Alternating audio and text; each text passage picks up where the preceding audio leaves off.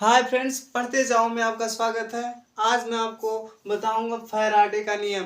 ये जो कक्षा 12 का है, क्लास 12 का है, ये फैराडे का नियम।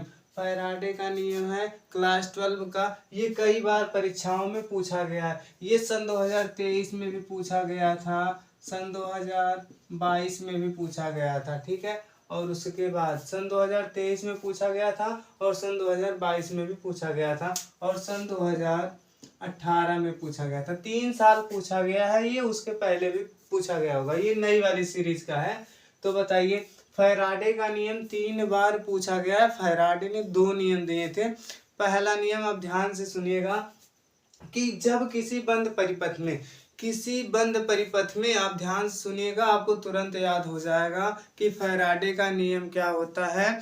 तो आप कहेंगे जब किसी बंद परिपथ में चुंबकीय फ्लक्स में परिवर्तन होता है। आप कहेंगे जब किसी बंद परिपथ में चुंबकीय फ्लक्स में परिवर्तन होता है, ठीक है।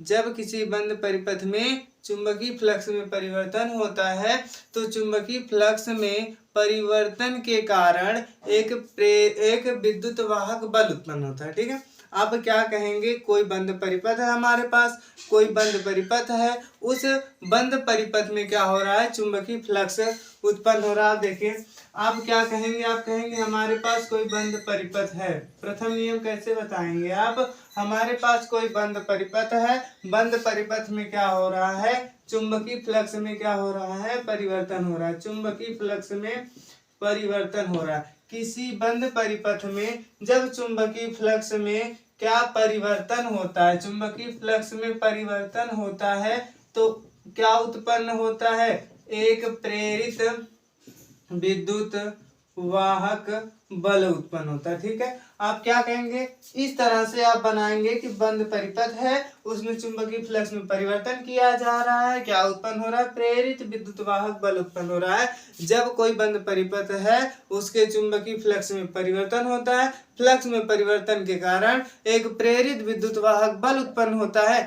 अब इस प्रेरित विद्युत वाहक बल के कारण उसमें एक धारा उत्पन्न होती है जिसे हम प्रेरित धारा कहते हैं। एक धारा उत्पन्न होती है जिसे कौन सी धारा कहते हैं, प्रेरित धारा। आप कहेंगे यह धारा तब तक बहती है जब तक उस फ्लक्स में परिवर्तन को बंद ना किया जाए। जैसे आप कोई काम चालू है तो उसमें उस काम के कारण कोई और काम हो रहा है, तो अगर आप पहला वाला काम बंद कर देंगे तो वो नहीं होगा। तो इसी तरह जो था कि फ्लक्स में परिवर्तन, जब तक फ्लक्स में परिवर्तन किया जाएगा तभी धारा बहेगी। अगर फ्लक्स में परिवर्तन बंद कर दिया जाए, फ्लक्स में परिवर्तन नहीं हो रहा है, तो धारा वहीं पे क्या हो जा रही है, रुक जा रही है। फिर से देखिए, जब हमारे पास कोई क्या है, बंद परिपथ है, हमारे पास क्या है, बंद परिपथ है। जब किसी बंद परिपथ में चुंबकीय फ्लक्स में क्या होता है, परिवर्तन होता है, तो चुंबकीय फ्लक्स में परिवर्तन के कारण एक प्रेरित विद्युत वाहक बल उत्पन्न होता है और इस प्रेरित विद्युत वाहक बल के कारण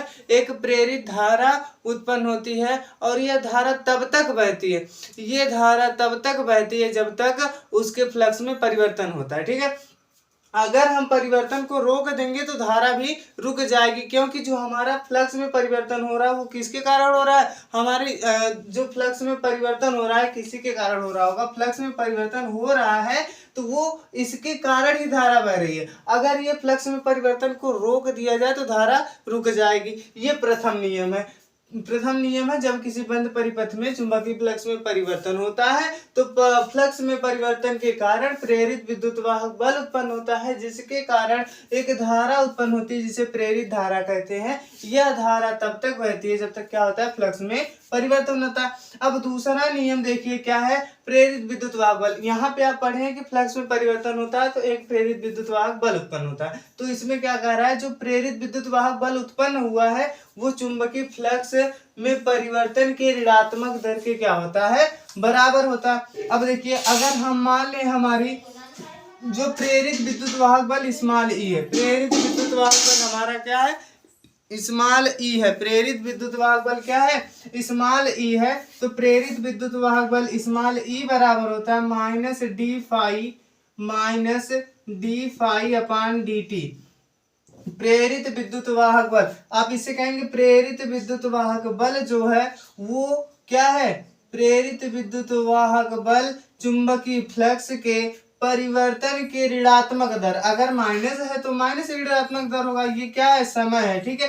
D phi by D T, D T का मतलब क्या होता है, जैसे डी, आप इसको डी के जगह delta phi upon delta T भी कर सकते हैं, delta phi upon delta T भी कर सकते हैं।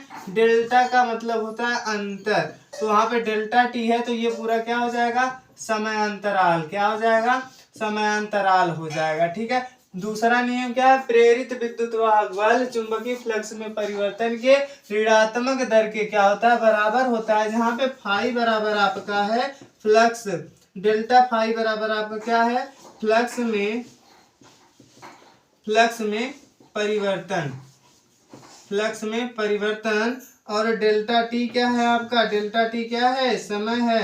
डेल्टा की के क्या है, डेल्टा टी क्या है आपका, समय है। आप द्वितीय नियम को लेंज का नियम भी कहते हैं, इसे लिख लीजिएगा। फैराडे के द्वितीय नियम को लेंज का, फैराडे के द्वितीय नियम को लेंज का नियम भी कहते हैं, लेंज का नियम भी कहते हैं। ये माइनस क्यों लगा हुआ है, आगे मैं आपको बताऊंगा कि ये माइनस क्यों लगा हुआ है। क्योंकि जो आप प्रेरित विद्युत वाहक बल उत्पन्न होता है, ये सदैव उन कारणों का विरोध करता है जिससे वो क्या होता है, उत्पन्न होता है। ये जो प्रेरित विद्युत वाहक बल है, ये सदैव उन कारणों का विरोध करता है जिससे क्या होता है, वह उत्पन्न होता है। तो लेंज का नियम यही है कि फ्लक्स में परिवर्तन के कारण जो उत्पन्न प्रेरित विद्युत वाहक बल था, फ्लक्स में परिवर्तन के कारण जो उत्पन्न प्रेरित विद्युत वाहक बल था, फ्लक्स में परिवर्तन के कारण जो उत्पन्न प्रेरित विद्युत वाहक बल था, वह सदैव उन कारणों का विरोध करता है जिसके कारण वह क्या होता है,